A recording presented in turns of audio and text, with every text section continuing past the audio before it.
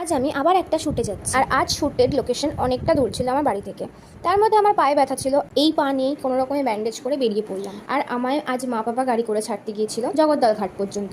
আর আজ লোকেশন ছিল চন্দননগর। এমনিতে আমি চন্দননগর একা কোনোদিন যাইনি, তার উপর আবার পায়ে ব্যথা। তাছাড়াও আমি যেখান থেকে যাব সেখান থেকে অটো টোটো পাওয়া ডাইরেক্ট খুব মুশকিল। তো আমি ঘাট পার করে চন্দননগর স্ট্যান্ডে পৌঁছে টোটো ধরে নিলাম, তারপর চলে গেলাম লোকেশনে। তারপর গিয়ে আমার মেকআপ স্টার্ট হলো, দেন একে একে আই মেকআপ, হেয়ার সব হলো। আর আজ ছিল বৃদ্ধি লুক। সো যাই হোক, আমার এখন মেকআপ ডান, এখন আমার হেয়ার হবে। আর মাঝে একটুখানি ফল খেয়ে নিয়েছিলাম, মা টিফিনে ফল পাঠিয়েছিল। তারপর ওষুধ খেয়ে নিলাম, কারণ অলরেডি পা ব্যথার জন্য আমার পেন কিলার চলছে। তারপর জুয়েলারি পরে আমার লুকটা কমপ্লিট হলো। আর এই হলো আমার ফাইনাল লুক। কেমন লাগছে আমাকে অবশ্যই জানিও। দেন শ্যুট স্টার্ট হলো, আর ফটোশ্যুট, রিলস শ্যুট সব হলো। দেন শ্যুট শেষ করে আমি চলে গেছিলাম তিলিনিপাড়া ঘাটে।